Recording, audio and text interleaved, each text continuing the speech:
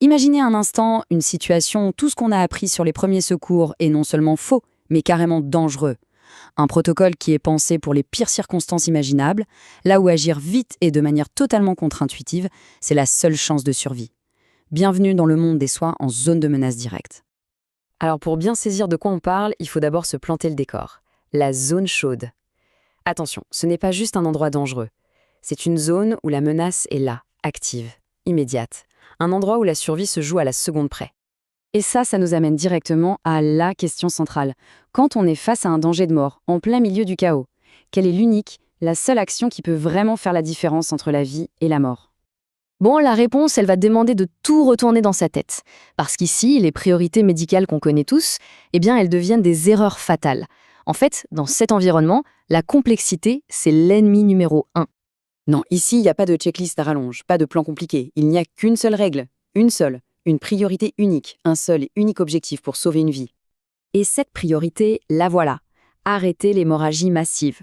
Pourquoi? Tout simplement parce que c'est la cause numéro 1 des décès qu'on pourrait éviter sur un champ de bataille ou lors d'une attaque. Chaque seconde où le sang coule, la victime se rapproche de la mort. C'est aussi simple que ça. Mais le plus dingue, le plus contre-intuitif, ce n'est pas tant que ce qu'il faut faire, c'est tout ce qu'il faut délibérément ignorer. Les voies respiratoires, la respiration, le pouls, toutes ces choses qu'on apprend à vérifier en premier, en zone chaude, ça devient une perte de temps mortelle. La concentration doit être totale, absolue, sur une seule chose. Ok, alors comment on s'attaque à cette unique priorité? La réponse est tout aussi simple que l'objectif lui-même, avec un seul outil. L'instrument le plus important à ce stade, c'est le garrot. L'idée, c'est que la procédure doit être hyper simple, hyper rapide, même sous un stress de fou. On repère un saignement abondant sur un bras, une jambe. On pose le garrot le plus haut possible sur le membre et on serre. On serre très très fort jusqu'à ce que le sang s'arrête de couler. Et si ça ne suffit pas, on en met un deuxième juste au-dessus. La précision, ça viendra plus tard. L'urgence absolue, c'est de stopper l'hémorragie, point. Et cette citation, elle illustre un point qui est absolument essentiel. Un garrot qui est bien posé, ça fait extrêmement mal. S'il ne fait pas mal, c'est qu'il y a de grandes chances qu'il soit mal serré et donc inutile. On ne parle pas de confort ici, on parle d'efficacité vitale. Et attention, il y a quelques règles d'or, des trucs à ne jamais oublier.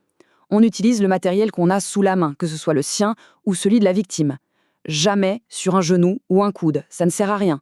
Un garrot qui n'est pas assez serré, c'est pire que tout, ça peut augmenter le saignement. Et si on doit en poser un deuxième, on ne touche jamais au premier. On pourrait croire que le plus dur, c'est de savoir quoi faire. En réalité, pas du tout. Le plus difficile, c'est de se forcer à ne pas faire certaines choses. Ça demande une discipline de faire.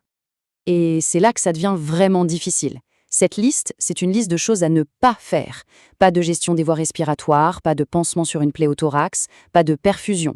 Pourtant, toutes ces actions sont vitales, oui, mais plus tard, dans une zone sûre. Essayer de faire ça sous le feu, c'est mettre tout le monde en danger, le sauveteur comme la victime.